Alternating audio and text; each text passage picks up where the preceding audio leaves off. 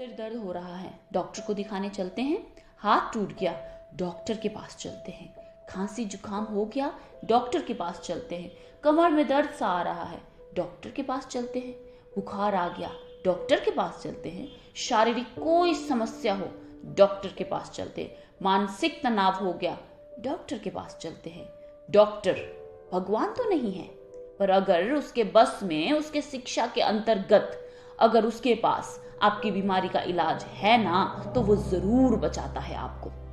इनको धन्यवाद ना करें, वैसे तो ये धन्यवाद के पात्र हैं, आपका मन नहीं करता ना करें, पर इनको जलील करने का अधिकार भी तो नहीं है ना हमें। जन्म और मृत्यु ईश्वर के हाथ की चीजें हैं। जन्म और मृत्यु के बीच के जीवन के शारीरिक दुष्प्रभावों को एक डॉक्टर कुछ हद तक सही कर सकता है, पर जीवन डॉक्टरों के अधीन तो नहीं है ना ही मृत्यु उनके अधीन है।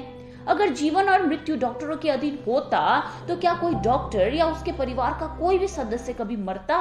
नहीं मरता। कोई डॉक्टर क्यों किसी मरीज को जान के खराब करेगा? क्यों? क्या किसी को खत्म करने के लिए या क्या किसी को मारने के लिए उसने इतने साल अपनी जिंदगी की शिक्षा में निकाल दी? आप सोचिए, जैसे इल्जाम आज हम शरेआम डॉक्टरों पे लगाते हैं, उनके अस्तित्व को झंझोड़ के रख देते हैं। अगर ऐसा ही इनके साथ होता रहा तो क्या आप और हम अपने बच्चों को डॉक्टरी पढ़ाएंगे? मृत्यु तो किसी की भी हो सकती है ना, और कहीं भी हो सकती है। मृत्यु उम्र नहीं देखती, ना वर्ग देखती है, ना ही मृत्यु देखती है कि पुरुष है या महिला। तो हर मृत्यु का जिम्मेदार, अधिकतर मृत्यु का जिम्मेदार डॉक्टर कैसे हुआ? इनको क्यों ठहराया जाता है? मैंने देखा है कैसी होती है डॉक्टरों की जिंदगी। जो बच्चे मेरे साथ साइंस पढ़ते थे, विज्ञान पढ़ते थे ना, वो कई घंटे पढ़ते रहते थे। उनके पास मनोरंजन के लिए बिल्कुल समय नहीं होता था। आज सोचती हूँ, क्या इस सब के लिए, इन सारे इल्जामों के लिए वो पढ़ाई कर रहे थे? और इतनी पढ़ाई कर रहे थे। देखा है मैंने डॉक्टर भाई बंधुओं की जिंदगी बड़े करीब से। हम कहीं भी किसी भी कार्यक्रम में हिस्सा ले सकते हैं, समय दे सकते हैं, जब तक हमें किसी आपातकालीन परिस्थिति का सामना ना करना पड़े। और ऐसी आपातकालीन स्थिति कभी कभी देखना पड़ता है हमें, लेकिन इनकी जिंदगी में हर घंटे आपातकालीन समय आता है। ये अपने परिवार को, अपने बच्चों को उसी हाल में छोड़कर किसी भी कार्यक्रम के बीच में से भाग जाते हैं, किसी और के परिवार को सलामत रखने के लिए। इनकी इज्जत नहीं करना चाहते हैं ना, मत करें। इनको शाबाशी नहीं देना चाहते ना आप, मत दे। पर इनको बारी बारी कातिल का दर्जा देना सबको बंद करना पड़ेगा। सोचिए, अगर आने वाली पीढ़ी डॉक्टर बनना या डॉक्टर पढ़ना बंद हो गए तो फिर आप और हमारा इलाज करेगा कौन? इनको सम्मान नहीं मिला ना, कोई बात नहीं, लेकिन ये अपमान के हकदार नहीं है ये अपमान के हकदार। कल पढ़ा मैंने कोई वरिष्ठ डॉक्टर की आत्महत्या के बारे में, सुसाइड के बारे में। दुख हुआ।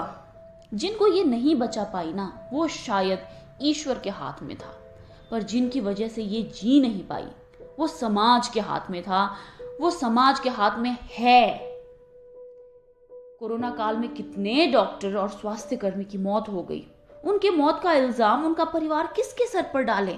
कहां जाए वो बोलने के लिए कि आपकी वजह से हमारे बच्चे की जिंदगी चली गई? वो किसके पास जाएं? लेकिन अन्य कई परिवारों के सदस्य की मौत का इल्जाम डॉक्टरों पर ही लगाया गया था। हमें ये समझना होगा कि डॉक्टर के हाथ में केवल इलाज है, जिंदगी नहीं है। मृत्यु तो स्वयं भगवान भी नहीं टाल सकते ना, तो फिर डॉक्टर कैसे टाल सकता है? समाज में एक भी डॉक्टर का होना पूरे समाज के लिए वरदान है, और डॉक्टर बनना उस डॉक्टर के लिए अभिशाप मत बनाइए। हमें जीवन भर डॉक्टरों की जरूरत पड़ती है। आज उनको हमारी जरूरत है। जागिए, नहीं तो कोई भी डॉक्टर दोबारा किसी आम इंसान का फरिश्ता नहीं बनेगा। इंसानियत को जिंदा रखिए, डॉक्टर श्रेणी को लुप्त होने से बचाइए। ये भगवान नहीं है, पर ये भगवान से कम भी नहीं है।